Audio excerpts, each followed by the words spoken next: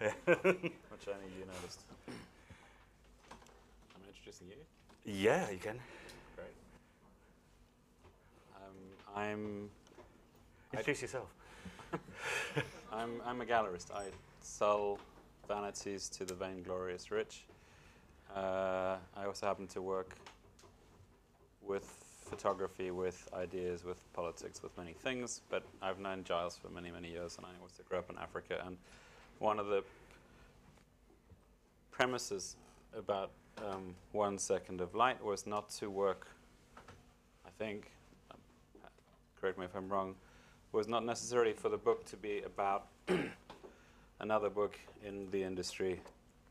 And so we thought it would be a good idea to interview each other as a two-way Q&A in the book. So that's how I'm sitting here. And I don't know John well enough to even introduce you, except that John works for Medicine Sans Frontières. No, and I haven't actually met Giles or Roger or any of you. So I'm kind of here as, I guess, because it's NGO related, or it's the kind of world of photography that I come from, which is more kind of photojournalism, storytelling. I'm here, I guess, as a counterpoint to usually find fault with something and ask difficult questions. So that's why I'm here. At the moment, I'm working with MSF, Médecins Sans Frontières, for which Giles has worked in the past. So there is a connection. Yeah. And yeah, just to explain really, you know, I recently put a collection of photographs together. I didn't want to call it a retrospective because that kind of sounds like I'm close to retirement. But really, I was trying to find stories that I've done over the last 10 years that haven't necessarily been published, haven't necessarily got exposure. And as I was putting these photographs together, I had a kind of revelation, really, I suppose, where I was looking at the shutter speeds of all these pictures, and there was about 100 and something photographs. And I worked out the shutter speeds of all those pictures put together really only equates to 1 second of time. And I was interested in this idea that we see photographs as these permanent records. And really, they are just fleeting moments in the lives of others. And they can give us a little window, a little insight into those people's lives. But really, we have to accept that that is just a fraction of a second. So the idea, say, for tonight's talk was to go through some of those photographs and explain a little bit, maybe some of the stories behind them, why they were taken. To give a very brief, as well, introduction to my work, 10 years ago, I gave up editorial photography and any commissions to do self-funded work, because I felt I was too restricted by newspapers, magazines, and editorial constraints. And I wanted to tell the stories that I found rather than the stories I was told were there. So all the work you'll see tonight was all self-funded initially, and was really set out to try and tell stories that weren't necessarily being covered by the media. You know, I always say that if I go somewhere and there's another photographer working there, I'm probably in the wrong place because it's already being done. It's also really good if you're the only photographer, you tend to be the best one there. So, but so I thought we'd just go through some of the photographs tonight. We can just discuss. I say I've known Roger for a long time. He gives me a really, really hard time. We did this interview that's in the book. I was actually in Cambodia at the time, and he was in London. I'd drunk quite a lot of beer. He hadn't. So I didn't remember a lot of the conversation when we went through it. So it'll be fresh for me tonight as well, actually. But yeah, so 1 second of light. I was going to start with actually this set of pictures, which was done in Angola. And this photograph actually really is an interesting one for me because it sums up a lot about actually how I see my own work has changed a lot. This was one of the first stories I ever did when I started doing my own documentary. And it was a place, a fascinating story actually. The Civil War just ended. Well, it ended a few years ago, but in this area the fighting had continued. And there was this school, this old school church, Catholic school, that had been kind of used by widows of the war. They were hiding because the government forces come there. They were related to rebel soldiers. They were very fearful of retribution. And actually it was the Catholic priest that told me about this place. And he's like, it's incredible because the lighting is just amazing. And I was kind of trying to be very sincere. And I'm like, I'm not interested in the lighting. I'm here for the stories and the rest of it. And of course I got there and the lighting was amazing. And I saw what he was talking about.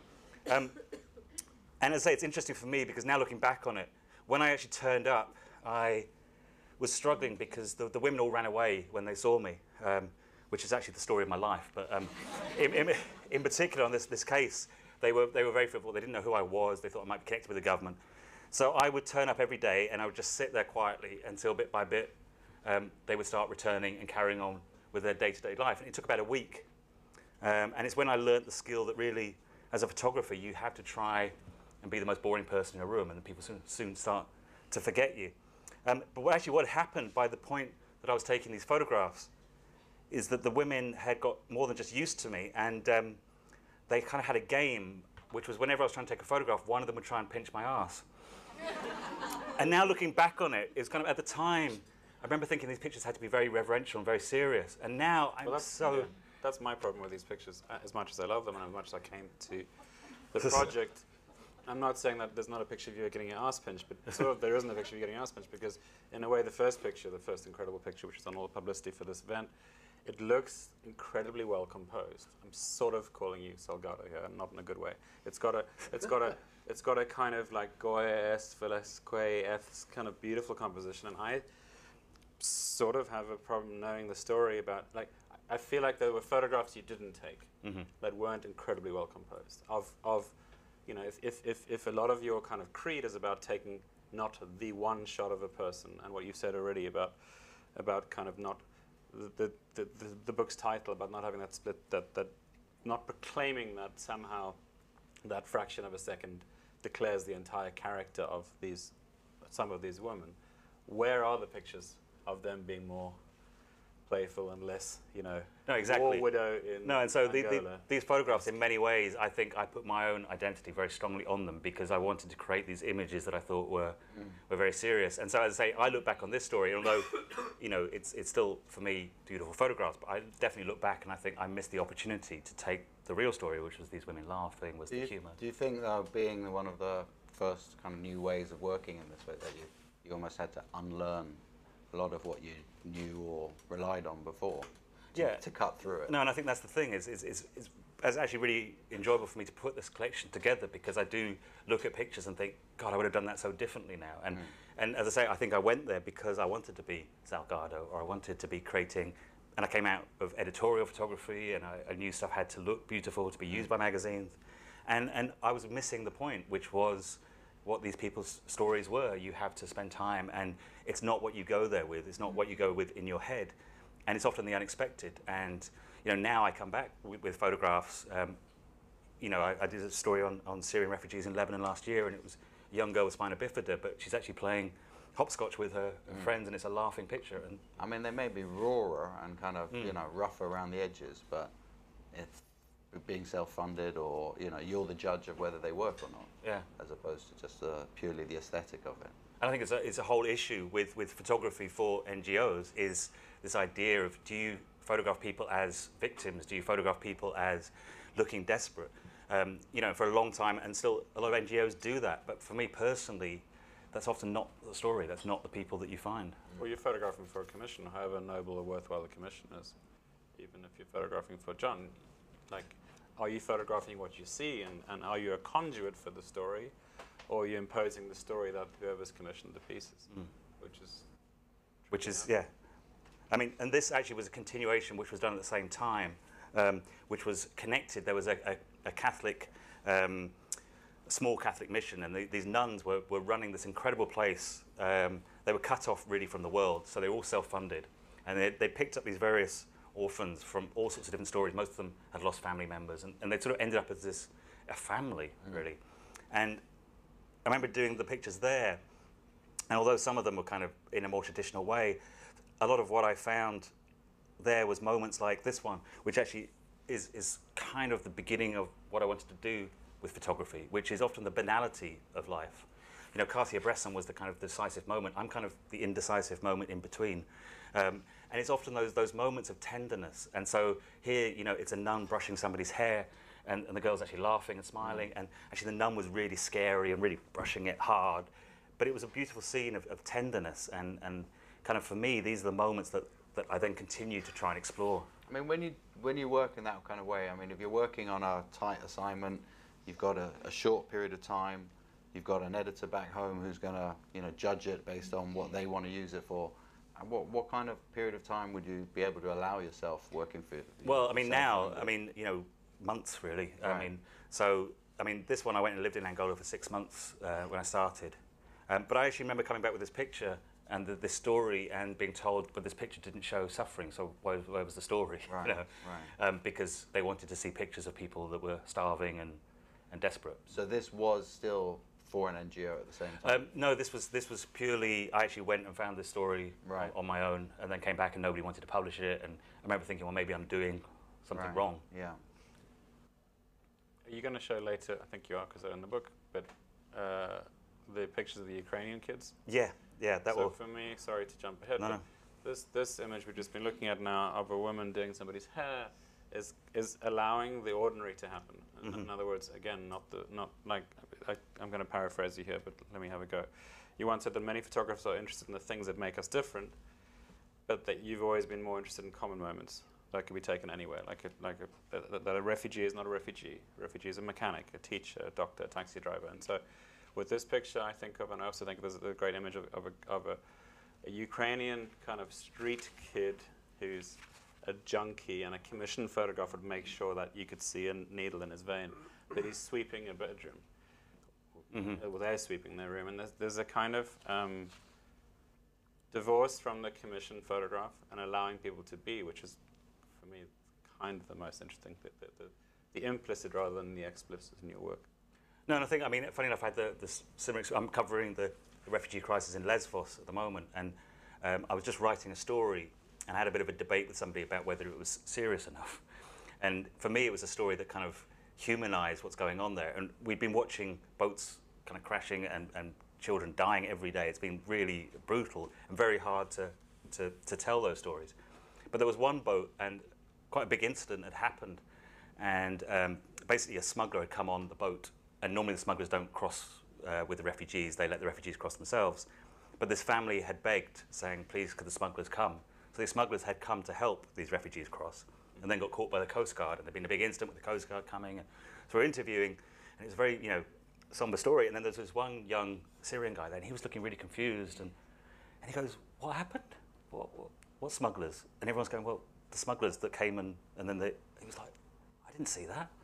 And everyone's looking at him going, what boat were you on? He was like, no, I was on the boat, but I was at the front. And everyone's going, but it's a small boat. How did you miss that? And everyone's going, this guy is so stupid. He misses everything that goes on. Now, that kind of story for me, it's kind of trivial and silly, but it humanizes the people that were on that boat. And suddenly they don't become refugees. They become normal people. And so then the tragedy of what's happening to them, you can relate to much more. You can, but I mean, I'm just going to be like the devil's advocate here. Go for it. From your point of view, you're a photographer. You can't become a refugee. In this situation, you can live with the banality of life and find these kind of small moments that transcend the crisis or the drama. But sometimes that can be destabilizing for a photographer. You can turn around and start asking questions of, what is it that I'm here for? Some of the best projects I know are by photographers, for example, who have, let's say, done a story on gangland in London of old gangsters. And one of the ways they get accepted into these kind of projects and get shown a lot of things is because they get respected, because the people they're photographing know that they don't want to be like them. And there's a healthy separation. So how do you maintain that kind of familiarity and also your healthy separation in that you are bringing the photo somewhere else? There is a distinct audience. You do want to motivate people, but you want to do it in a different way. How do you reconcile your role in that? I mean, it's really difficult. And I mean, I don't believe in this idea of the truth of photography and, people when they refer to being like fly on the wall and telling the truth. I mean, any photographer in a refugee camp is like the elephant in the room. It's pretty obvious there's somebody walking around with a camera and taking photographs. And so I suppose for me, part of it as well is accepting that is my role. And I'm not there to tell the truth. I go there with my own opinion. I go there with a prejudice, and I'm trying to tell a narrative. So I'm trying not to do that, but I'm aware that I am doing that, if that makes sense. And and I guess doing yourself justice, and in the process doing them justice. Yeah, and I often think, because there's a big argument for, I mean, the Syrian refugee crisis is a great example of a society that has great photographers, that has artists, that has journalists, why they're not covering it themselves. I met an Afghan journalist on a boat recently. It was a really strange experience because this boat was coming in, and I was trying to take a photograph, again, trying to do the reverential photograph, and there's a guy waving at the front. And I'm kind of going, stop waving, it's ruining the picture. And he gets off the boat and walks up to me and he goes, you're the legless photographer, in perfect English. And I'm like, this is not the narrative that's supposed to happen to the refugee coming off the boat. And he gives me a big hug, and he was a journalist from Kabul. Right. But again, I was saying to why Things get kind of too close for comfort. Yeah, there isn't a separation. But so obviously there's an argument that these people should be telling the story because they can tell it in a different way. Should have been doing a story in here. Yeah. It'd be like, and I got off the boat and there was a legless guy taking pictures of me. But again, I think the thing is not to pretend that I can tell it in the same way that he could tell it, right. and to tell it as I'm trying to almost be a translator. You know, I'm going there and I'm experiencing something that's pretty hard to comprehend in whatever place it is, and I'm trying to find a way to translate that slightly so that, my friends, my family can understand that story a bit, right. and not saying, yes, I'm the person who's telling the truth, that's telling everything. It's not. But also to challenge us. Yeah. So you're not giving it to us on a plate with every cliche that we expect or want to see, and taking it a bit further and making us work a bit harder. No, exactly. And if you can tell a story about, a refugee crisis and make people laugh, you're not supposed to do that. People go, no, but we're supposed to be. But then I think that is, it's like Shakespeare. It's pathos. It's disarming. Yeah, definitely. I mean, this was an interesting project in terms of being a photographer and again, talking about these things, was photographing people who have been victims of acid attacks in Bangladesh, and how you approach somebody that was trying to rebuild their confidence and rebuild their life with them knowing that you were taking their photograph because of their injuries. It was a really strange thing because these people, as I say, were trying to, this is a person called Duley who had a terrible story about being attacked, ended up married to the perpetrator, this whole experience. And when I went there to photograph her, she was very shy about this idea, and she was, again, obviously very smart. She's like, you're photographing me because I look terrible. But I got to know her and actually went back to see her again just 6 months ago, years later. But in the end, she was doing her makeup and everything for these photographs. But again, this was a whole question of like, why are you taking a photograph? What's the point of doing it? So in some ways, it's a reconciling process for herself. Yeah, I mean, in the end, it was something that we tried to actually make the people involved in the process of why, of taking a photograph. And they saw their pictures as you went along, or yeah. Have they got your pictures? No, I mean, I went back and when I saw Dolly, I wanted to give her the picture, but she wasn't interested in that. But again, it's an interesting thing. I mean, I was photographed myself moments after I got injured. So I'm probably one of the few photographers that kind of has the experience of being both sides of it all. And it's a very weird thing because you are photographing people because something terrible has happened to them. And often these people want to get over it, and the last thing they want is somebody to come in basically saying, I want to photograph you because your face is disfigured. And is it a helpful process? I think for some people it can be. I mean, if people feel there is a purpose to it. One of the things I've noticed in a lot of refugee camps in Lebanon, for example, there's a couple of refugee camps that people always go to take photographs. And the people there go, why? Because you've taken thousands of photographs of us. People have come and taken thousands of photographs. Our life hasn't changed. And they're like losing faith in the process of photography. So I think people often at the beginning can kind of think, well, this is great. I want to get my story across. But then if somebody is photographed again and again and again, and you do see it with some NGOs that they take the photographers to certain people they know and cooperate, and then you see that picture's 10 times that one person. Yeah. Sticking with Lebanon, I'm setting you up to tell an anecdote spontaneously here. Okay. Nobody will know. Because I don't think the picture's in the book, so it's never going to work like this. We were talking the other day about you saying that there was just exactly what John's just been saying, that if you're photographing somebody because something's happened to them, that's not helpful. But is it ever helpful that something's happened to you? Like, is there a degree of empathy? Maybe you're talking about the lady in Lebanon when you went upstairs. But surely, as much as you keep saying and should keep saying that your work is a continuum before and after your injuries, and you can see that throughout the book, you didn't just wake up one day and discover empathy, or nearly die one day and discover empathy. There seem to be incidents where the fact that something's happened to you puts you in a different role to the kind of photographer victim, photographer subject, where the empathy is kind of flowing both ways, which strikes me as also unusual, but actually quite pragmatically useful for you, no? Yeah, I mean, there's a picture. I mean, this is no particular order. So there's a picture that will come up later of a young boy that's been shot in actually in an MSF hospital in South Sudan. And this 12-year-old boy had been shot, and I had to make a decision about whether I wanted to photograph him. And I took a couple of frames, and then you kind of felt like a complete vulture. Like I photographed this boy that's potentially dying, and you can think, well, I'm here for the right reasons because I'm telling a story. But at the end of the day, it's a 12-year-old boy who's dying, and you've just taken a photograph of him. I suppose having gone through what I've gone through, there is a slight difference now that sometimes people who are injured, they will see my injuries, they will think, okay, this guy knows something about what I've gone through. And yeah, I mean, I think it's about trust. You know, good photography is a conversation, it's about trust. And it maybe speeds that process up because the motivation of why you're being there, they kind of know you're not just there because it's a bit of a laugh. I mean, I think you're absolutely right. I think it's also about not breaking down that relationship. I mean, I deal with it a lot in terms of consent. You know, and I guess I've come across it more in working in NGOs than I have in magazines and newspapers, which is in magazines, newspapers, media. If it's happening, it's out there, we want to see it, we want to record it. You know, it would almost be a dereliction of duty not to. On the other side, in NGOs, you want to record it because it's actually what all the work you're doing is about, or the delivery of medical, you know, aid and responses to it. But you have this secondary step back from the subject or from the moment, asking for extra consent.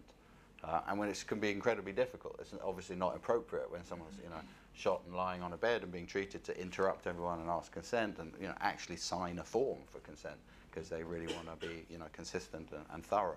So I think there's a real moment there where you have to, a photographer has to be instinctive and also very, you know, sympathetic or sensitive. And, you know, shoot first in some ways, like the old adage, and ask questions later. But, you know, make sure you ask those questions. And if you didn't, you might almost be just standing there silently as an observer. And then you'd be wondering, well, what am I here for? And then you're an extra person in the room that's not needed. So I think there's a very fine line between... Surely if you don't shoot first sometimes, you end up with a scenario where the pictures aren't really that great. For your objective, which is to fundraise for 1.5 billion or whatever your turnover is, like how do you... Yeah, and the added contradiction of actually that is in some ways, you know, for every embarrassment of, you know, that moment, the picture you need that works the most. And often, you know, it's an intuitive, humanistic kind of moment that you respond to. It's not just, hopefully, depending on, you know, the integrity of the person behind the camera, it's not just a money picture that you know other people will want to see. It's something that you respond to, that you know, this is why I've come all this way. You know, not as a prize for coming all that way, but actually because, you know, it gives it the importance of, you know, or the privilege in some ways of being there at that moment. And to step back from it would almost then put you in a kind of separate zone of, you know, waiting for permission. And I imagine, you know, yes, with injuries you can have a certain shared experience, but it's also people will respond, you know, with the confidence of you're here because this is what's happening and you know why you're here, and that often can carry you a long way. Yeah, I mean, it's difficult. I don't really photograph stuff that's action. I mean, recently in Lesbos with the boats, it's slightly different. But actually, I had an experience in Lesbos last week where there was something going on with a Syrian family, and I thought it was a powerful photograph, but I wasn't comfortable that they were comfortable about it. So I needed to get my translator, who was down the road. So somebody was getting hurt, and two other photographers turned up and they started taking pictures. And then by the time my translator got there, even the people I was photographing, they actually jokingly said to her, "Oh, he's missed his moment now." Yeah. And I was like, "Well, you know, I would rather work that way." Right. And so, you know, I've noticed really recently a lot of times I've missed the opportunity to get a photograph. But what I've done is I've then spent time with the people that I would have been photographing and found out their story. And then I often get a photograph that comes later. You didn't get the photograph, but you got something that's much... Yeah. Like the last longer. The explicit and the implicit picture, the kind of narrative-based photograph. Excuse my language, fuck the narrative-based photograph. You didn't get that photograph, that commissionable photograph. No. You got something else through it. Exactly, so it might just be a picture of their hands or something more subtle that only comes from understanding their story. So the way I personally work, which is not to say that there's right or wrong, but is always to step back. And there's so many times when I miss pictures. Right. And part of me is like, oh, I should have just taken the photograph. But especially with Syrians who are very nervous often about having their faces in pictures and very uncomfortable about the issues of what happens to their family members if something happens. Right. You know, I've seen a lot of photographers taking pictures that I don't feel comfortable they should be taking. Right. Yeah, I mean, I think it's actually a personal confidence to make that choice and to do it. and maybe a lot of the ones I'm saying shoot first and ask questions later, is, you know, that way you bulldoze your way through the situation without having to ask yourself the question. And it's just about having the confidence to, you know, basically justify your being there. Yeah, and exactly, and that role is important in some photography. You know, some photography has to be done that way, where you can't wait around and ask for approval. And I'm just going to flick through these ones quickly.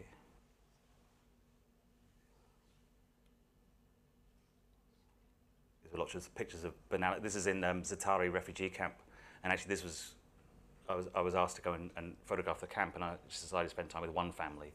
But again, it was a lot about the banality that was going on in their day-to-day life, and like laughing with neighbours and day-to-day things like their cat, which is called Ratcatcher, which apparently has never caught a rat in its life. But they brought with them, and it was just like very normal life in this camp. And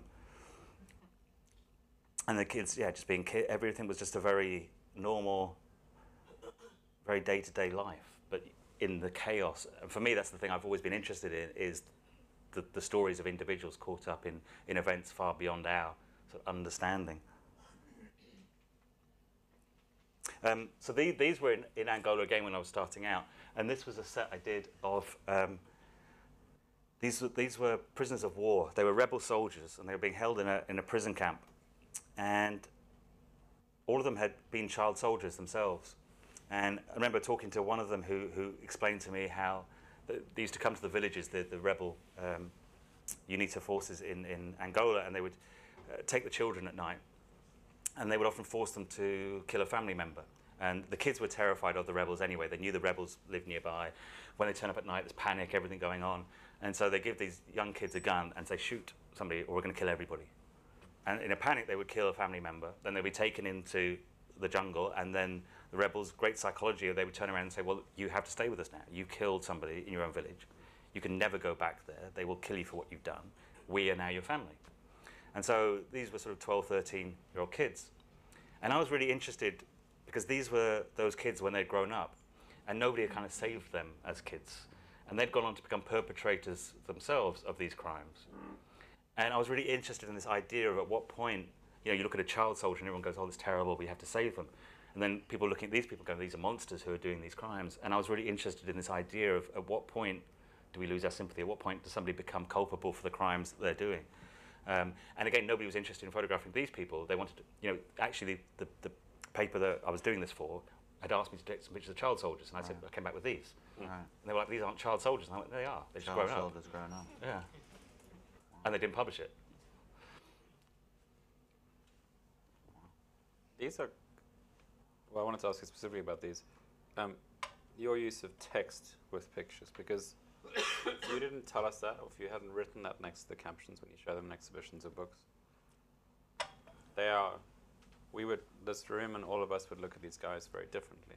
We'd read the look in their eyes. We wouldn't, you know, this incredible thing to be a child soldier and then just do these terrible things, but never have a childhood, never have an adolescence and all these things. But we're reading that to an extent. And for me, I don't think that's at all a failing of the photograph. I think all photographs should have words, narrative. We were talking about this earlier. You know, the kind of balance between words and photographs can be portals to other conversations, and you research things and so on. But can you say a little bit about this, particularly with regard to these, but all the pictures in the book and other pictures you've taken, about the symbiosis between word and image? And it sounds like you're not scared of the former.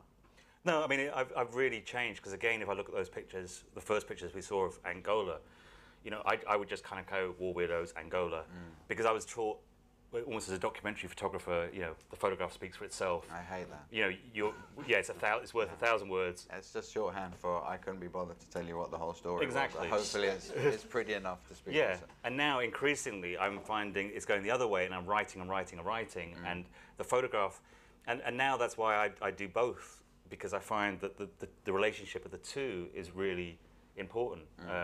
So again, you know, talking about Lesvos, I was interviewing a Syrian guy, and he had an incredible, powerful story about what had happened to him, and then the boat he was on sunk, and he had been tortured by ISIS himself, and then he finally got on this boat, it sunk, you know, children died all around him, he's traumatized from that.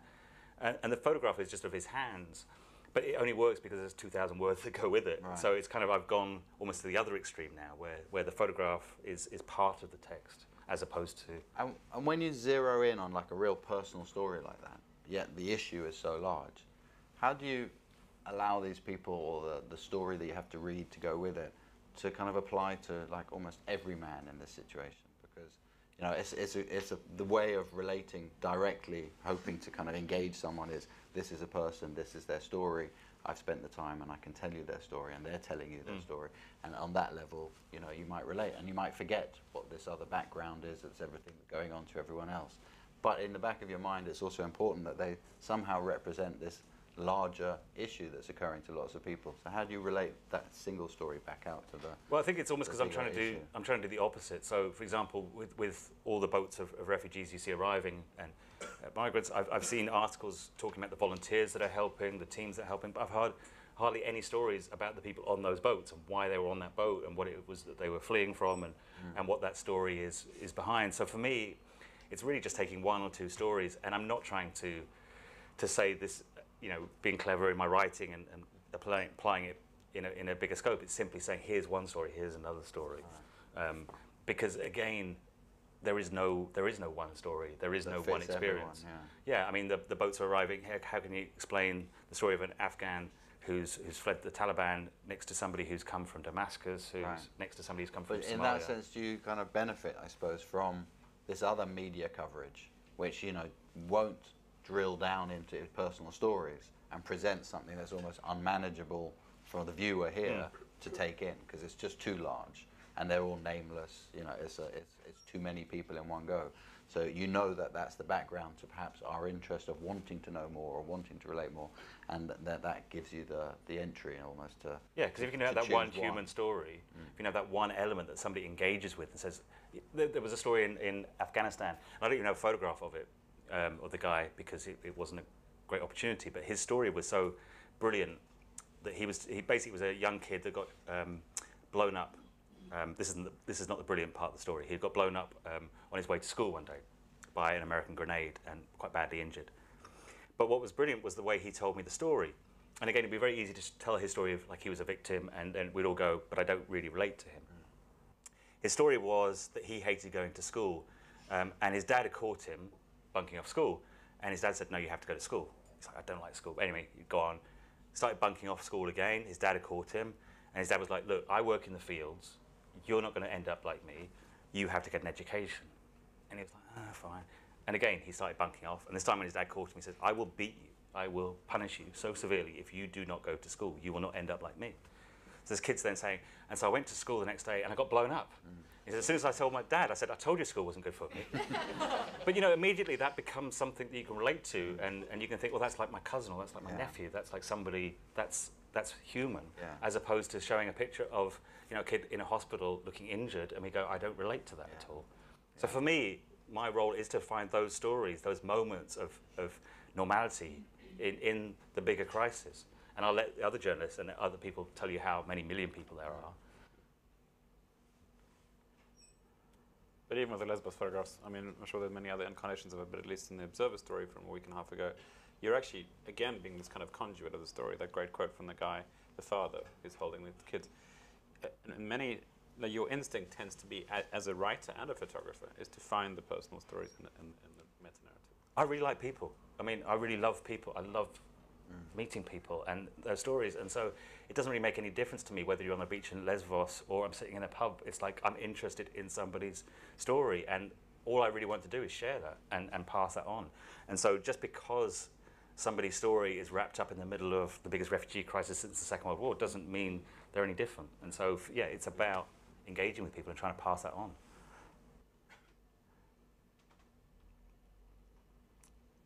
These are the wonderful Rohingya in. Okay, this is a completely irrelevant story. I didn't notice this. This was in Kutupalong, which is a refugee camp in Bangladesh. And it was a story there about the fact that in this particular camp, 25,000 people living in an unofficial camp. And we'll come to some pictures later that tell the story, but this is a complete, just one of these weird coincidences in photography. So over several weeks, I did pictures. And you'll see this photograph, and it was a family. And then days later, I took this photograph, and I had them up in an exhibition. And there's a prize to the first person that connects those two pictures together. The shoes. Yeah, somebody's wearing the left one and somebody's wearing the right one. And completely by chance, I ended up with the pictures of these two people next to each other who were wearing the same flip-flops, but one got one pair and one's got the other shoe. What's the prize? Let's try and get that. Yeah. But again, when I was putting this together, I realized how many pictures I had. People cutting hair, people brushing hair, people. It's these little moments that I find much more interesting. Like that for me is more powerful about the story about the people in this camp than the pictures of thousands of people. Well, you don't. I guess you don't cut hair if you have no expectation to be around tomorrow, or or also kind of how you want to appear and looking after oneself. I mean, it's the kind of thing everyone can relate to. Well, I don't think you see that person as a victim then. No. That doesn't look like a victim, even though they're living in these appalling circumstances. It's again giving them a humanity and giving them a dignity. Yes, it rolls a cigarette. Yes, it rolls a cigarette. Yes. I actually really don't like to show pictures of people suffering. Like, I try and avoid it if people, but this actually was kind of, these are one of the few pictures of people that look like they're suffering, and they kind of weren't, because these were kids getting vaccinations that were just screaming desperately because they were getting injected. And yeah, it's like any kid in any school. It is hard though.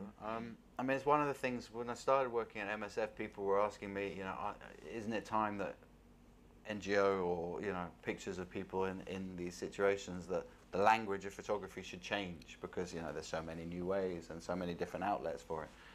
But maybe you can help me and answer, the conundrum is, those pictures that I guess we would call, the old language of NGOs or over-repeated, they do work on a certain level. So, I can totally understand not wanting to take those pictures because they're almost too easy. They don't tell you really enough about that person. They're just a momentary experience of something horrific that everyone would want to react to in the same way.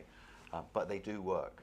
So when you're working perhaps alongside an NGO, or you want these pictures to galvanize or change opinion, it's harder perhaps, with people who won't spend as much time to really read into it and find out the stories with those kind of pictures than it is with something that's very cliche. Yeah. So how do you reconcile that in terms of the goal of what you'd like? It is really hard. I got when I was keep returning to it, but in Lesvos the other week, and somebody from a major news outlet knew I was there, and I got a text on my phone going, "Do you have pictures of distressed kids? If so, we can run them today." And I was just like, well, I mean, that's not why I'm here to take pictures. But the point. But then I was also torn, because part of me I was desperate to get the story out, because people were dying and nobody was doing anything. So part of me was like, well, am I not doing the right thing because this is a major outlet that wanted to run some pictures of distressed kids? We can also blame major outlets for having those kind of editorial decisions, going, okay, I definitely don't want to feed their editorial decisions and pander to the same kind of rhetorical defunct language of photography. But they also are in some ways passing on. I don't know which way it works, whether they're passing on the desires of their readership or the reactions of their readership, and they know their readership, and they know that those kind of pictures generate comments, generate people galvanized to try and do something. And maybe that in itself is misguided, but it comes from somewhere. No, when I say they work, really they change people's. People get worked up about them, which is what you, I suppose, want to achieve. No, and it's very hard. It's like whether I take a photograph of, a family and I spend time with them and they're very balanced pictures, as opposed to a picture of a child that's being resuscitated on the beach that everybody's going to go, oh my God. But for me, I'll let other photographers do that, and I think it's important they do. Right. For me, I'm trying to show who was that kid on the beach? To broaden it. Yeah, who's that kid? Why should we care about that kid? What was the kid doing before? What are they going to be doing next? Right. What's their story?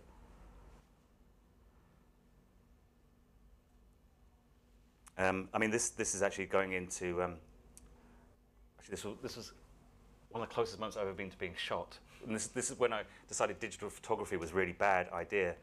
Because they wanted to see. Yeah, because these kids had all been given these AK-47s. It's one of those weird things in places where there's nothing. They all seem to have new weapons, and they were all really posing for these pictures, and you could see they're kind of like trying to be like a sort of gangster, and they were posing. And every time I took a picture, they all ran to see the picture on the back of my thing. And none of them knew how to use the safety catches or anything like that.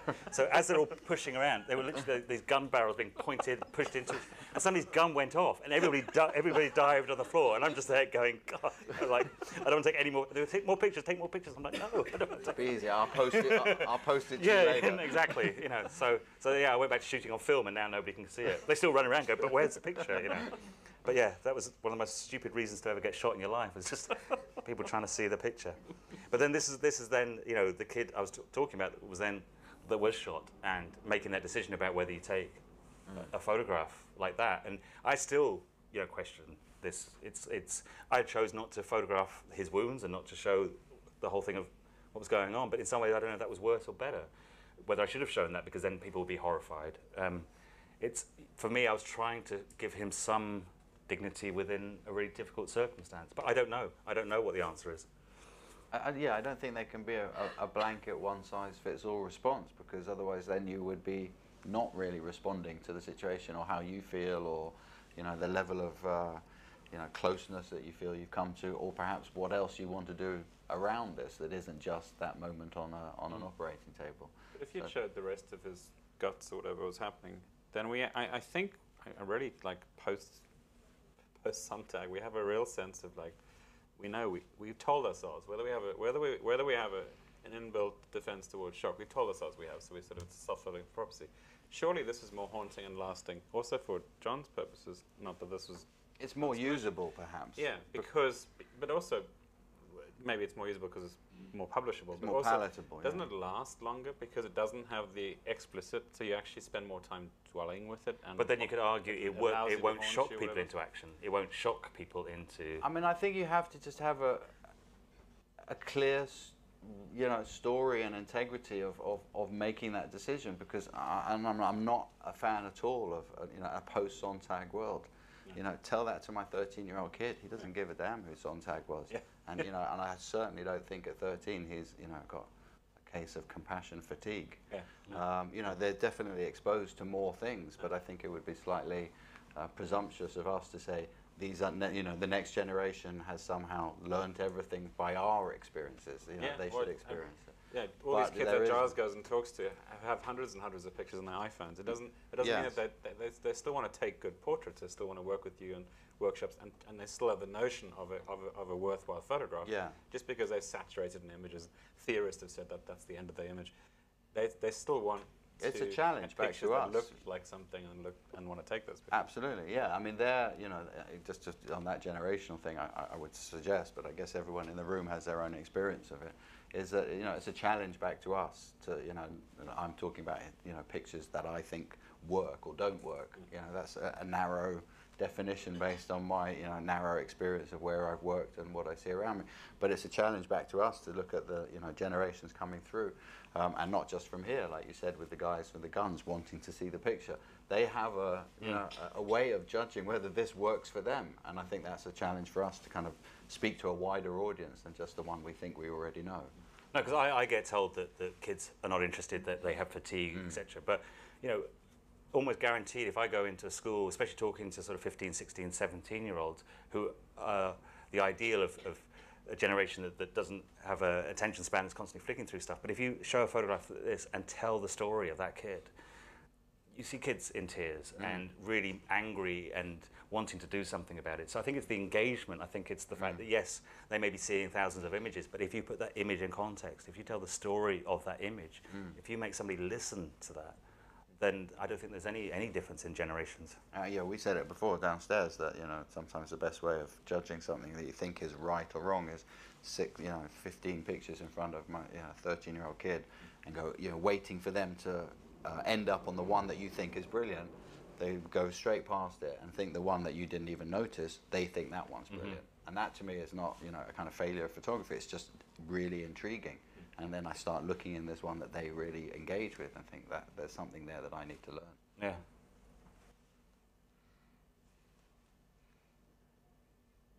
So I know Roger's going to give me a hard time about these pictures because they're completely sort of out of context, but there's a reason for them within this book and this collection. So, yeah, for somebody who spends his life making, and just been talking for, I don't know how long, 40 minutes about how he never has never uses the explicit. It's always the implicit. The most explicit pictures you can take of explosions, and they're not people in them, so that's sort of interesting. They're slightly abstract photographs, but they're also just bloody great explosions. And tell us about why. Yeah, I mean, I was interested. I'm not a war photographer. I've got no interest in taking pictures of people firing guns, mainly because I'm too scared to get anywhere near all that side of things. But I've always been interested in the impact of conflicts on people, how it affects them. We live in a world where in the First World War, 95% of casualties were soldiers. We now live with 90% almost in most conflicts are civilians. And yet the narrative still is often of people firing guns, of the action. But at the same time, if you spend that time around conflict, around war, it's also sort of, there's a sort of, I wouldn't say fascination, but trying to understand what it is, what is the core. And really, I suppose for me, there's nothing more visceral than the power of, I mean, this is in Afghanistan with American firepower, and you just see the absolute destructive power that is brought. I mean, you can see on this first picture, that's a whole, like a big old Mujahideen fort. So if you imagine that's a big old complex, and then you see that's it there. So you get an idea of how big that power is. And so I suppose as a photographer who's an anti-war photographer, somebody said to me, "Are you a war photographer?" I said, "No, I'm an anti-war photographer." But this is the kind of the culmination. This is the point that causes all the misery. This huge amount of power that can be brought to bear, that then creates generations and generations of misery. So I think that was the reason I was drawn to take these photographs. Is it also kind of somewhat seductive moment where the two things kind of meet almost? Well, that's what I mean. It's and again, because I think there's a real danger in a lot of war photography of glamorizing war. I grew up, loving pictures of the Vietnam War. It all seemed very cool and scary, but exciting. And I think a lot of young people do that. And it's as soon as you take a picture of a guy with a machine gun, there's something that draws people to it. I think that's really dangerous. But so this again was kind of representing that beauty, that weirdness, because we have to understand, why are so many people drawn to conflicts? Why are people drawn to fight? Why are people drawn to join the army?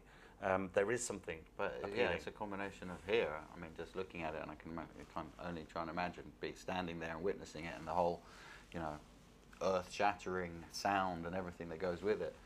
It must be, a combination of fear and wanting not to be there. Yeah, and also kind of privilege and awe in, being there and being able to watch it and still be alive afterwards. No, and the frenzy of people that were around me, whooping and shouting when all this was happening. There was like a kind of weird atmosphere going on beside me of people just seeing their firepower. It's this thing of like, my firepower is bigger than your firepower, and we just destroyed this hill, and you don't think about who the people were on that hill or what was going on in that. It's just this huge. But seeing that and then kind of relating to the pictures, maybe it helps seeing it in this kind of screen show. Is it almost, for me, just kind of covers up the faces or the personalities and the individuals that we've seen, and it makes you think just how tiny they are compared to this. Yet we've seen them larger than life on the screen, and there's something kind of quite scary about and how easily they're covered. This is also very abstract. I mean, you don't have bits of people, the same people you just seen, limbs all flying out. There's a deliberate choice, right, I think, to not have people in it. Although the people in it, they're getting killed as we look at it. But you have the honesty of you saying, I'm mesmerized by this. We all find it compelling. Well, the people are invisible. Yeah. But there's also the kind of, I'm taking the people out of the shot, so I can justify it as Giles Duley, photographer of people, because I'm not showing them being ripped to smithereens in the picture. Yeah, because that's the thing. I didn't want to show pictures of war where people are firing guns or people getting, but it's the opposite. We're saying it like bringing into that human story. Implied, this is the opposite. Yeah. This is the abstract nature of conflict. Of course, the irony is I then got blown up the day after that picture. Right. That was I took those the day before I then got injured, which is kind of makes them even more too close. Too close, yeah. This is again in Kutupalong camp that there were pictures of earlier. And again, this is something I became interested in, which was taking pictures against white backgrounds.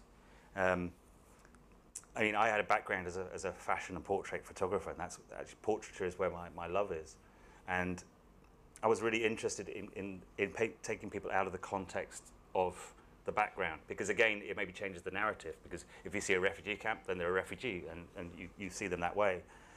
Whereupon if you take people out of that context and you see the portraits of them, whether that makes you see them in a different way and really see them as individuals. I mean, I think it does, but I think it also goes back to what I was trying to say maybe about the language of photography, and not, there's no one correct way or another, but, in some ways it's like a bit of a Trojan horse, using a language of a commercial kind of setting to show us a subject that isn't commercial, is a bit of a way of slipping it into our consciousness that we're more likely to, accept that from what we see on cheap magazines, doing commercial pictures.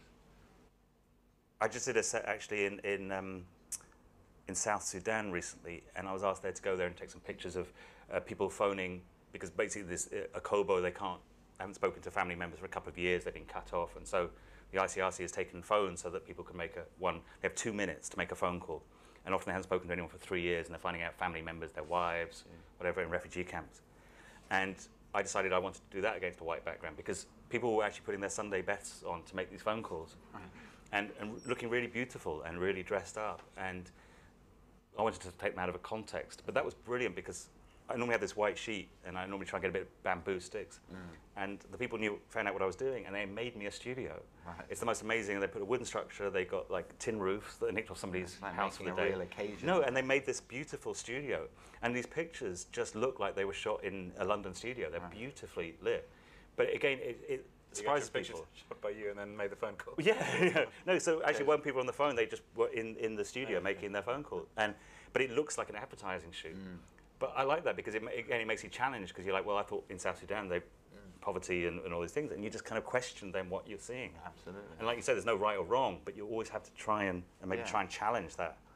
And as a photographer for yourself, you have to, I guess, stay excited at the possibilities, and to a certain extent have fun with it, because that it can't become something that becomes gets your juices staged flowing and want to really get into it and get the most out of it.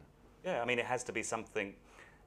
Again, I would say with a photograph, it comes back to the shocking element and the question of beauty and all those things. I would say with a photograph, you have to first get people to want to look at that photograph, to draw people in. And you don't want it either to be too shocking, where people say, oh, I couldn't look at that photograph, because then again, I think I failed. Or if it's too banal, you have to think about the beauty in it, because I want people to want to look at that photograph, because that's how you draw them in. Whether you use the Trojan horse of advertising language or not, you have to come to the photograph as a portal for more research. Absolutely.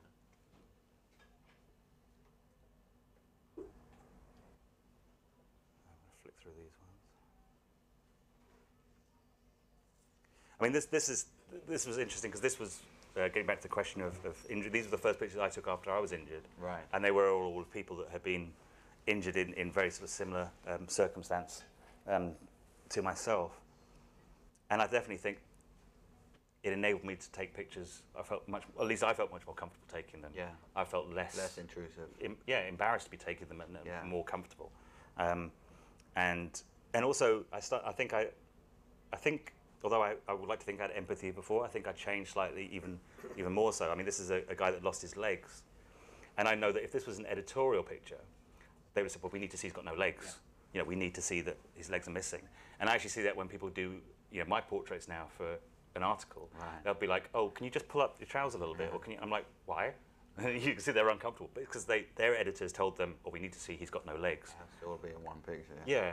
And for me, actually, what was this guy's story was that he had a family of 8 people that he was supporting, and he never spoke to me about his sadness of losing his legs. He kept saying, I don't know how I look after my family. And it was like, for me, he had the weight of the world on his shoulders, that like, how do I look after my family now? How do I look after my mother? How do I look after my kids? How do I look after my brother? And for me, that was the story. So I think maybe my own experience has made me less focused on the very obvious. I mean, now when you say that, also, you do see that kind of the ridge of the shoulder. Yeah, and that for me, bearing down on it. And I didn't need to show that he'd lost his legs to show that, things weren't great. Whereas if you had, we would have just read that and probably moved on quicker than what we just have. Yeah. I mean, this is a guy that just been told his leg was going to be amputated. They'd just been given him the news that it was so infected that they needed to amputate the leg. And again, for me, the story was more in his face than. I mean, these are incredibly personal moments for people as well. You know, especially like that. You know, when he's kind of contemplating what he's just been told. So, have you managed to, in some ways, you know, not getting back to the consent necessarily, but built some kind of trust to feel that you can take that moment with him almost? Well, because I think I mean, I've been sitting with him the day before. This is the emergency hospital in Kabul, and I'd spent time there. It's an amazing hospital, and I've been able to kind of talk to people. And actually, he had asked me what I thought about the possibility this might happen, and I was kind of going, well, I don't know what you're moaning about. It's one leg, you know. It's like, but those are opportunities that wouldn't come about any other way. Yeah. So yeah. But still, when it's his moment, but it's still, it's his own thing. And weirdly, it sometimes almost feels more intrusive on that kind of personal moment of reflection than a moment of action. Yeah. But also because you spent the day talking about it, and jokes aside about your legs and so on, you've also slightly disappeared to get this image that we're all looking at, and to get what we're seeing or think we're seeing, although we've been told something about it too.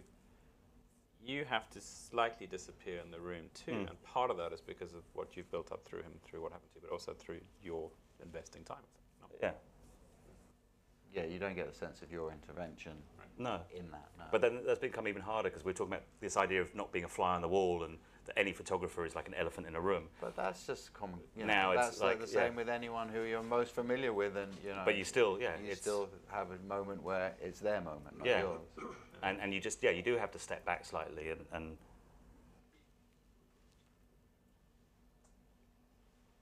I mean, actually, this was a guy who insisted that I went and photographed him having his leg debrided. Right. And he was like, I really want a picture of this. I want you to, and I actually wasn't that comfortable about doing myself.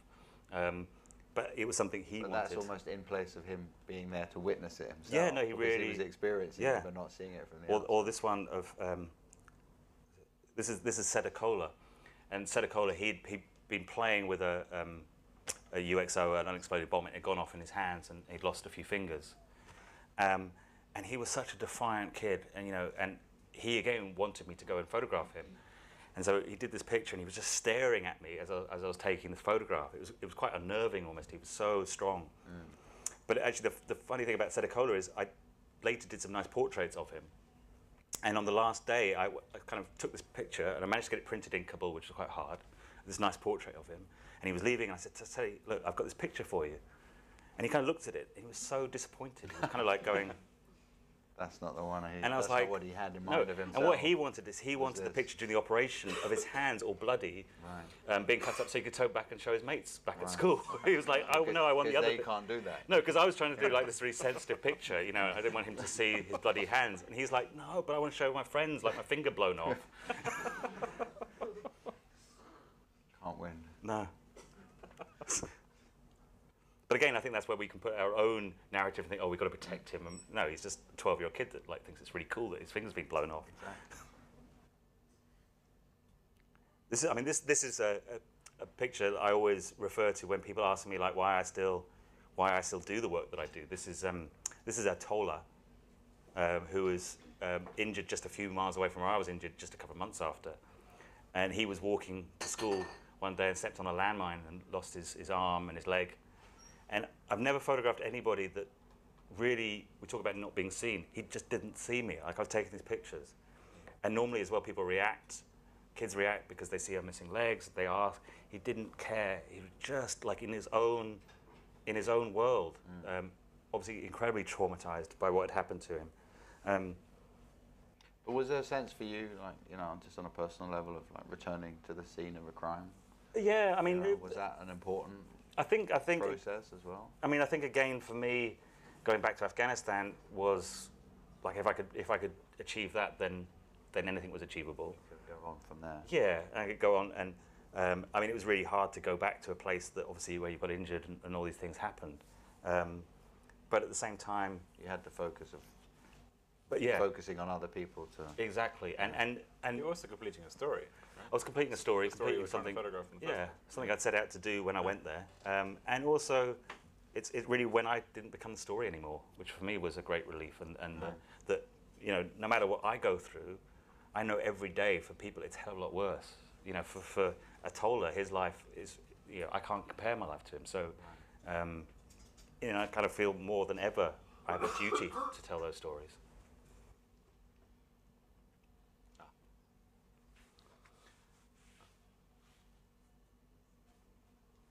This is always a picture I really struggle with in a lot of ways, and this is again getting back to the rights and wrongs, and there are no rights and wrongs, but for myself of taking a photograph. This was a story again with MSF actually on the difficulties with labour in mortality rates in childbirth in South Sudan, which has incredibly high child mortality rates, and one of the big problems is people only go to the hospitals when something's already gone wrong. So then often something does happen, and then they say, well, don't go to hospital because if you go there, your baby will die. So this woman had come, and she was already in a great deal of discomfort and problems, and as she was giving birth, the child died, and then there were other issues, and I actually ended up kind of acting as the nurse on this case. And what happened was beyond horrific, really. And again, I had to make that choice of a photograph, and how do I take a photograph of something that was so shocking, and still kind of keep the dignity of the person who you're photographing.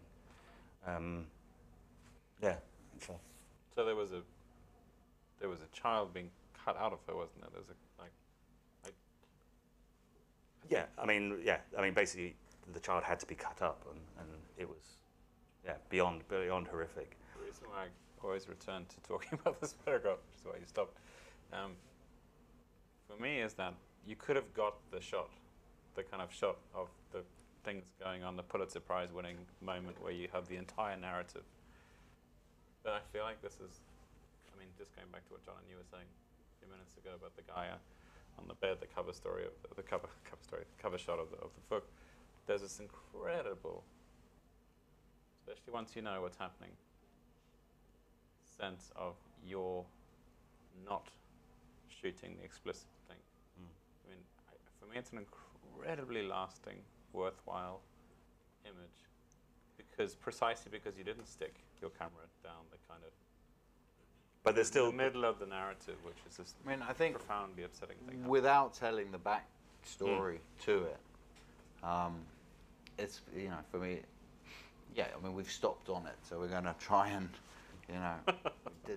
describe what it means or what it kind of evokes. But there are so many little small elements in there, whether it's the key around her neck, the color of the chain, the glove, all these things that you could take issue with of is it about that? Is it about that? Is it about this kind of medical staff relationship to a patient? Is it about, but the thing that really is right at the center of it is just that kind of it's a bit like the guy looking into the distance, having just heard that he's going to have his leg taken. It's, just kind of breathing into the, through her teeth, through her mouth, of just, you don't know what's going on down there where the rest of her is, but you know that it's just something that's, taking the breath out of her, taking the life away from her, in such a strong way. So, but I do think you need the kind of almost the details of the backstory, to kind of fill in, what you think you're looking at and your interpretation of it through, your own mind and imagination to confirm it, so that you're not just going off on a, going off on a. And that's where words and photographs. Because I think sometimes in words you can describe the horrors of things without it being so graphic. It's just boiled down, isn't it? It becomes quite iconic, and I guess that's why also one could have a problem with it, because it just becomes too simplified, or too many of the elements that you could discount for the wrong reasons. You're also trusting the photographer to tell us the rest of the narrative. There's Absolutely. an amazing story in the Balkan War of these images of children that have been shot, and both the Croats and the Serbs distributed exactly the same pictures of saying, these are our children, look what they've done to our kids, they've done this to our kids, and they were the same photographs, but people were giving different picture captions. So like, you have to also trust the person who was absolutely. And in this case, you know, the picture and you know what you think in a iconic kind of way, you know, lives up to the actual, you know, to the story. So it's not a simplification in that sense, I guess. Very strong. This is actually a picture I'm going to flick to, just because I love this picture.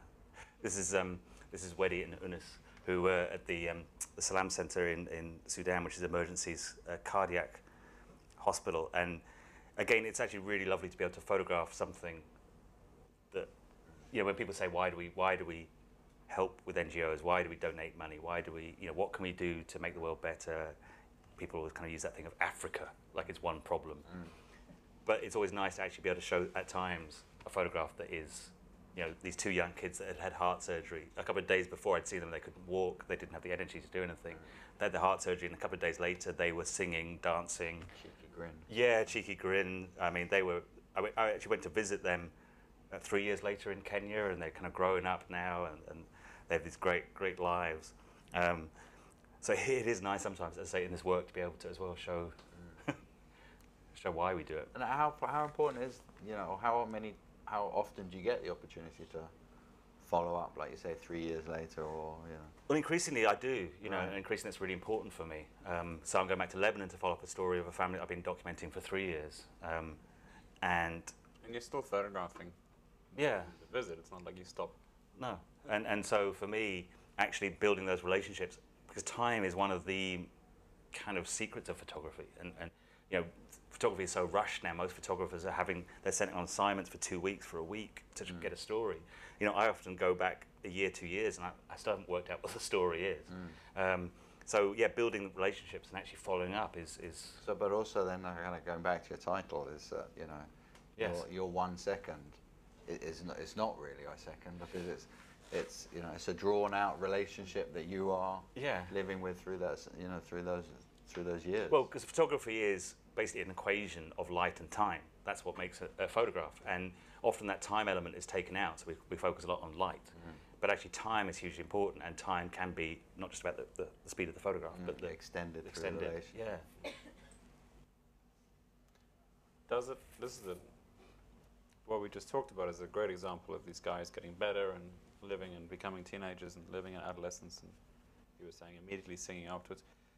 If you go back somewhere and you've kind of covered a story, I hate that phrase, but you've gone and photographed somebody and something's happened to them,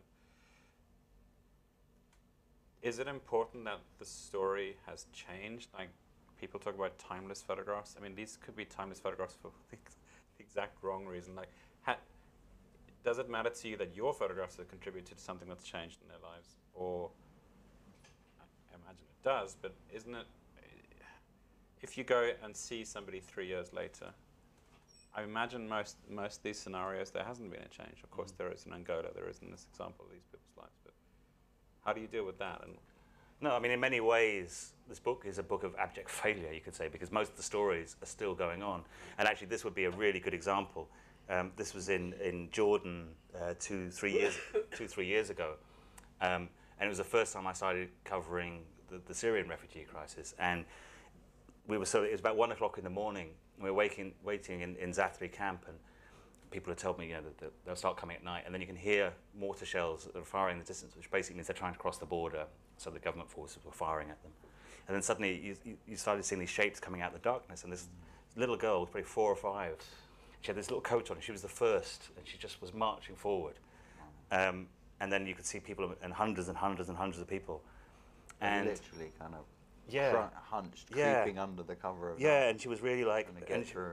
You know, she was wearing her sort of Sunday best clothes again, and really dressed up and really striding through. But, you know, for me, I was talking to a journalist the other day, and we were sort of saying, well, maybe we failed that because we've been covering this crisis for 3 years, 4 years, and the world hasn't acted about it. So, you know, if we were really doing our job, and we can argue about whether it's the media's fault and blah, blah, blah, but if we are doing our job is to educate people and to get people to understand these stories, and something is going wrong where I'm photographing the same scenes exactly. This photograph I could have taken last week, but I took this one 3 years ago, but I'm taking exactly the same picture.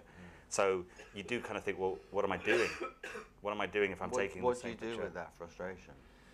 I mean, you boil it down to the individual stories, and no one person is going to be indicative of the next. Because but it really is a struggle at the moment, because I do feel like I'm taking the same photographs and it's not having any impact. So you question, am I doing something wrong? You know, or should the cameras focus back on us for not doing anything? But that's different looking story. And I say these are all pictures taken 3 years ago that could have been taken yesterday. Does a book help with that? Is a book relevant? Is a book passé?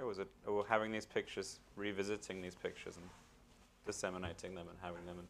I suppose, for me, most of the pictures in the book were never published because I was told they were irrelevant or lack of interest. And again, like these pictures, nobody was interested in 3 years ago, and then suddenly everyone's like, we want pictures of refugees now. And so I suppose in that sense, my loyalty is always with the people I photograph, because I do spend time with everybody, and I feel like it's their story. And I suppose by putting it in a book as well, it kind of makes it feel like I've done as much as I can now. I've got their stories published.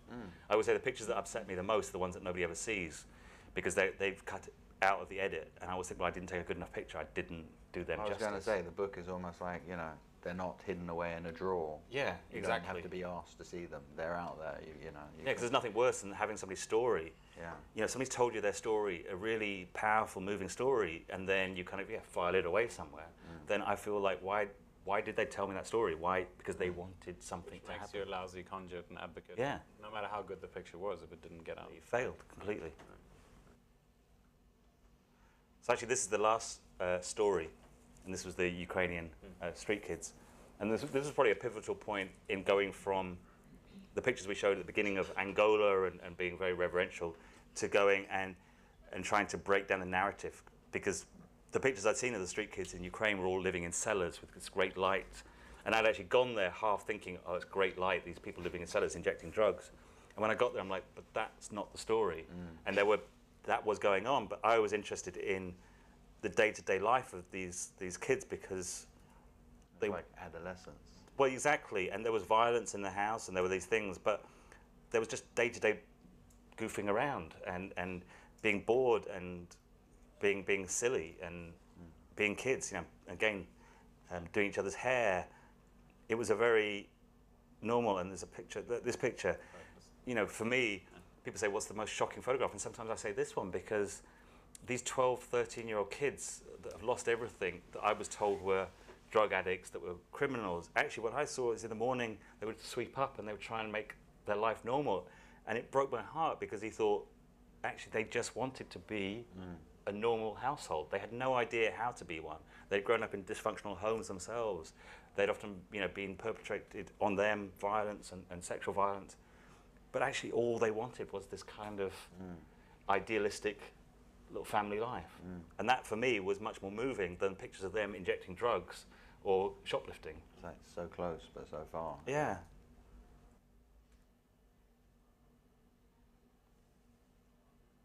I mean, this is when one of them had self-harmed and all the others were disinfecting her wound and cleaning it. And there was these moments of tenderness that were much more relevant, I think.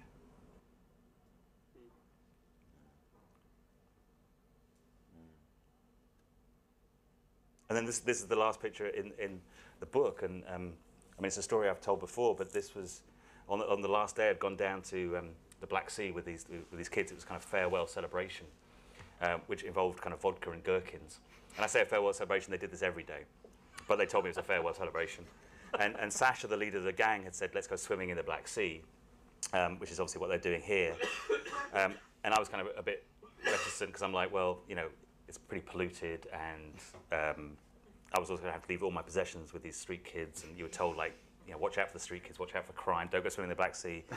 So I kind of did all those things, and I'm in the Black Sea, and the kids had my cameras and my passport, my wallet, and I'm just thinking, this, I always talk about trust. Trust is earned, and, like, it's really important. This is where I look like the idiot, and they run off with my stuff.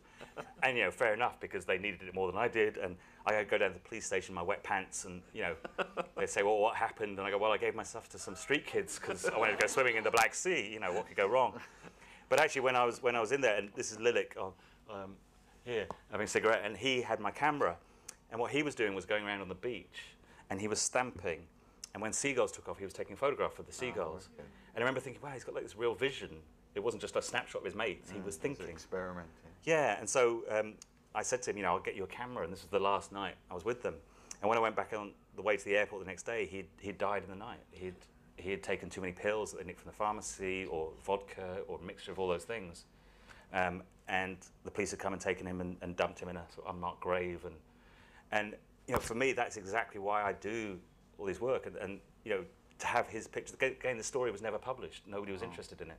And so for actually to see him, you know, in a book, you know, it's going to bring me to tears again. But it just felt like that's the only way I could sort of respect his story. And the stories of all these people in this book is that they deserve to have their story heard.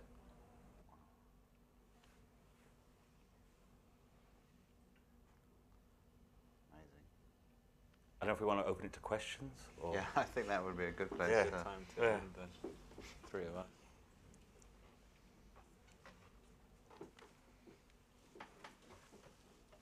I've got a question. Are you shooting? I'm sorry. Are you shooting digitally? Most of this was shot digitally. I've actually gone back to shooting on film now. So my second question was going to be, how do you decide whether you're going to present them in black and white or in colour? Because I'm still learning colour, I can't really suss it out. I get very confused by colour. And I often intend to shoot in colour, and then just for me, black and white, it's instinct. It's no... But I mean, now, let's say now I shoot almost wholly on film, because it's kind of almost simplified that, and I shoot on black and white, apart from the odd times if it's colour. But it's purely an instinctual thing. And as I say, it is interesting when you have pictures, and again, this is something that happens a lot in editorial, is, you know, Sunday supplements will go, why do you think it's called a colour supplement? You know, because you're going with a black and white story. So now I shoot it on film and go, well, you can't do anything about it now. It's like, it is black and white. But the amount of times, you know, you go with these pictures and go, can we see the colour file? Can we?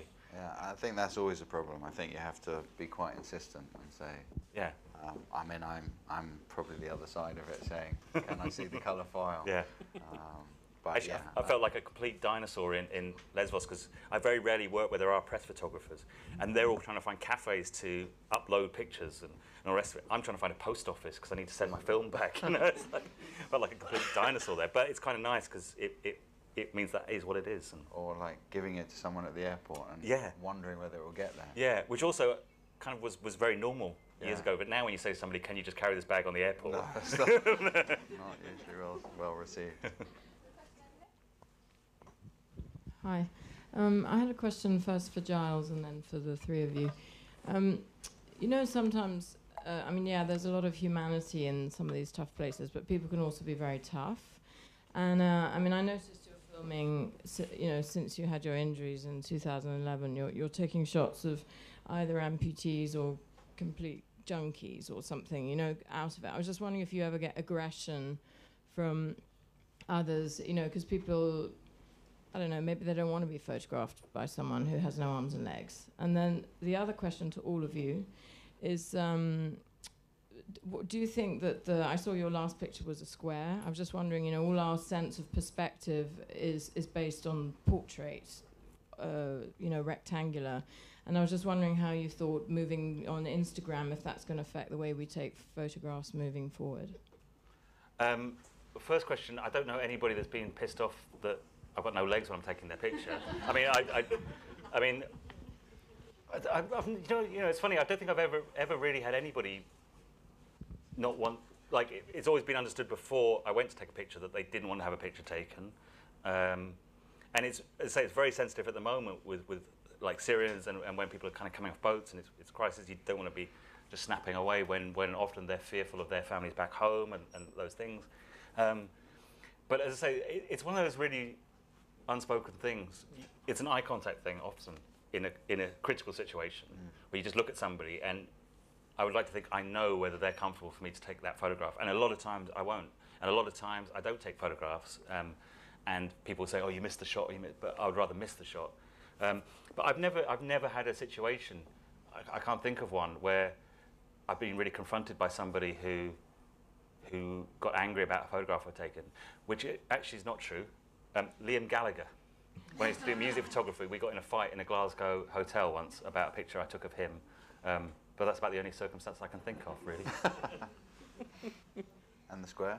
And the square, well, it's funny because although, you know, the Instagram square, at the same time, you know, so much photography early on was done through square format. So, you know, the larger format cameras were almost square. Yeah. And it was only really with the 35mm camera that it became, and, you know, a lot of iconographic photography of music especially was done, you know, with a Hasselblad, which was a square format.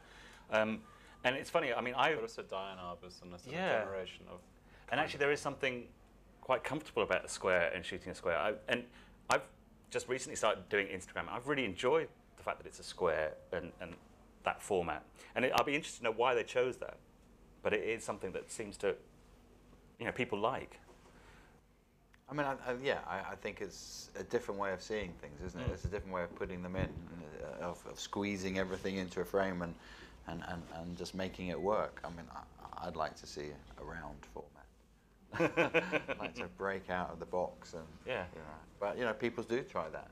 It's just, I guess, it's how you transmit it. You know, it's not only the taking it and the framing it; it's also the disseminating it. You know, round's not such an easy thing to disseminate, and I guess maybe square comes into that. But another point I say about Instagram, again, it's a great example of how, in a time of like moving images, video, and the rest of it, you know, young people still love taking photographs and love taking still photographs. So there's something still that, despite every other technology, people find incredibly powerful about a still image, and that's for me is really exciting. Despite all the technology, despite all those things, people get such a kick out of that. I think there was definitely a period where people in photography were like fearful. I remember, you know, what was it, Kessel Kramer did this, filled a room with, was it 1 day's worth of Flickr photos or something? And the idea was that, you know, pictures have just become so cheap. It's just, you know, it's a whole room the size of this filled to the ceiling with pictures, and it just was, you know, to indicate how cheap it was. But actually, it's this new generation that's saying, yeah, I can read them at the speed of, you know, speed of a thumb click, and you know, that's not too many pictures. No, exactly. There's process them in it. There's also I don't think it was implied in your question, but there's also this, and it comes across from a lot of other photographers, especially in the art world, but all over, that somehow, because there's this proliferation of pictures, that the people taking them are less sophisticated photographers. And I would argue the contrary. Like, you know, John has kids roughly the same age as mine. People are taking a lot of photographs. They're still trying to do things with them. In fact, the baggage that we have of the notion, the kind of Richard Avedon West notion of the one portrait tells the entire, you know, story of this person's life is absolute bullshit. And there's this kind of old, antiquated notion. The people using Instagram and the 2 or 3 generations now that are getting used to taking lots of photographs are much more sophisticated about what a photograph can and can't be. And so the fear, I think, I mean, not every photograph, obviously, but the fear, and it's not a William Eggleston thing either, the fear you're talking about is I think, of a certain trained photographer who has this vainglorious notion that they, in their great intelligence, will choose the right manner, the narrative that can, you know, looking around this room, looking at coat hangers, something that they, in their sophisticated way, and nobody else can do. And I would suggest that people, and the overabundance of photographs is kind of learning how to take photography. There's a lot of that, definitely on one side, which is quite encouraging. Yeah. But there's also, you know, no monopoly on being able to take a bad picture either. No. And, you know, there's certainly a lot more rubbish pictures out there as well. And, you know, photographers who've grand ideas, they also have rubbish pictures on their Instagram accounts. So it opens it up to everyone. You know, firstly, I have to say that those were some great photos, and having worked in some of those camps, you know, it's wonderful to see that viewpoint.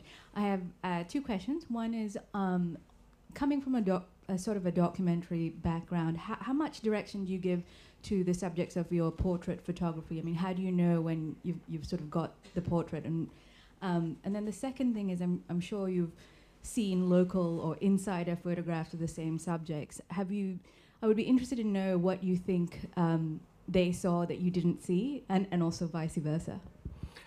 In terms of the portraiture, it's funny, it's only recently I've got people to slightly look away from the camera. I always just stuck so basically, just like look at my camera, and kept it really simple. And there's such a basic element to that of just look at me. And And again, people say, well, that's not documentary photography, and I always say, well, I'm documenting somebody having their photograph taken. It's kind of like it's a really basic thing. I have this white sheet. Somebody holds a white sheet behind the person stands there and looks at the camera, and it's just the most simple form of photography. And I like that because it lets people breathe and be themselves in so many ways, and there's nowhere to hide. It is just you and that person. And again, weirdly, often people, it kind of feels like they feel like you're doing something. You're capturing them. You're documenting them. I've had people come up to me and say they've seen what I'm doing, saying, "Can I come and have my picture taken?" And I've said yes, and they say, "Oh, can we come tomorrow though? Because I want to." And they can maybe come with their wife and they're wearing their best clothes, and you take a photograph, and I'm like, "Can I try and send this to you?" And they're like, "No, we don't want the picture." They just want it to be documented. And so in terms of the portrait, I don't direct at all. I literally just say, look at me, and it's just and I normally just shoot a few frames. I don't take many pictures. In terms of what others see. Sorry, you're dislocating, but you never tell somebody to bring a prop or to wear something or. No, absolutely, and it's just purely. Tools for the narrative. Yeah, just stand there, and I'll take the photograph and keep it really, really simple. And sometimes, it will just be 3 frames or 4 frames, and if it's there, it's there. In terms of what other people see, I love the fact that you can put 9, 10 photographers in a room, and they all take completely different photographs. I think that's one of the most exciting things about photography, and why I love looking at photographs of places that I've been. And there's this argument about whether, like, a Western photographer should go and document something in anywhere really. I mean, Bangladesh. Why we should go there, because I think equally, I'd love to see a Bangladeshi photographer documenting London. They would see things in a different way. We see things through our own eyes, and it's about seeing all the different types of images. I think that's the key for me. So I love seeing other people's perspectives of the same things that I've seen, and I don't know why they see it differently. And I'm often looking, going, how did they see that? But then, maybe sometimes people look at my pictures and go, well, I didn't see that there. So. I was noticing that obviously a lot of your photographs are very harrowing. Do you worry that it has a psychological toll on you as the photographer? Sorry, that's a personal question. No. I mean, if it didn't bother me, and I think because I increasingly take less photographs. The more I work, I take less and less photographs. So I will spend days with people and take maybe 2 or 3 frames. But those pictures really are etched in my brain. And, most of the people here in these photographs, I can tell you their names and I can remember everything about them. And they live with me. And, yeah, definitely a lot of these photographs really haunt me. And they haunt me knowing these people are often in the same circumstance. I think if there's a point when it stops bothering me, is a point when I have to stop doing the work. I think it should bother me. I think it should. So it's an attribute. Yeah, it should disquiet me. It should make me feel really uncomfortable, and make me want to know what's happened to these people and try and follow up those stories. And the time when it doesn't is probably when it means I've done it too long. Probably take these last 2, and then I think we're done. Hi there. First of all, I want to say I love your work. I think it's incredible, and I'm really moved by it. And I greatly respect how you've been talking about the relationship you have with the people whom you've photographed. The woman who was in the hospital, you had this incredible photograph with just her shoulders and face, as she was having surgery. Did you have a relationship with her, or did you have permission from her? How does that work? There was definitely permission. I wouldn't say a relationship, but as I say, there is nobody. There's about 2 or 3 photographs in this whole collection which are taken in the hospital in Afghanistan, which were emergency situations. They were the only pictures I would say were taken before I'd had a conversation with the people.